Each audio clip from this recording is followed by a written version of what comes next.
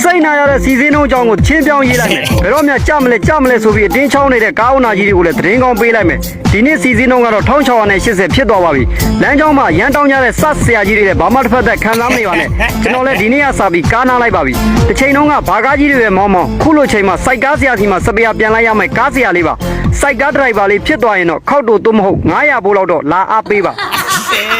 ရောက်ရိုင်းနေရခွတ်တယ်လေနောက်တစ်ခါလောက်ပြန်နှားထောင်ကြည့်လိုက်ပါဗါတဲ့ကဲ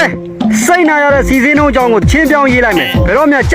မလဲဆိုပြီးအတင်းချောင်းနေတဲ့ကားဦးနာကြီးတွေကိုလည်းသတင်းကောင်းပေးလိုက်မယ်ဒီနေ့စီစဉ်နှုန်းကတော့1680ဖြစ်သွားပါပြီလမ်းကြောင်းမှာရန်တောင်းကြတဲ့စဆရာကြီးတွေလည်းဘာမှတစ်ဖက်သက်ခံစားမနေပါနဲ့ကျွန်တော်လည်းဒီနေ့ကစပြီးကားနားလိုက်ပါပြီတစ်ချိန်လုံးကဘာကားကြီးတွေပဲမောင်းခုလိုချိန်မှာစိုက်ကားဆရာစီမှာစပယ်ပြန်လိုက်ရမယ်ကားဆရာလေးပါစိုက်ကားဒရိုက်ဘာလေးဖြစ်သွားရင်တော့ခောက်တူသို့မဟုတ်900ဘိုးလောက်တော့လာအားပေးပါလေတော့ကျွန်တော်အိမ်နဲ့သိရစိုက်ကားဆရာဖြစ်သွားတဲ့အခါမှာခောက်တူသို့မဟုတ်900ကြီးလောက်တော့လာအားပေးလှည့်ပါအာရောက်မိုက်တယ်ဘယ်သူလဲတော့မသိကျွန်တော်တို့အဒီကပြောချင်ပါတယ်အရင်လေးစားပါနော်โอเคပါ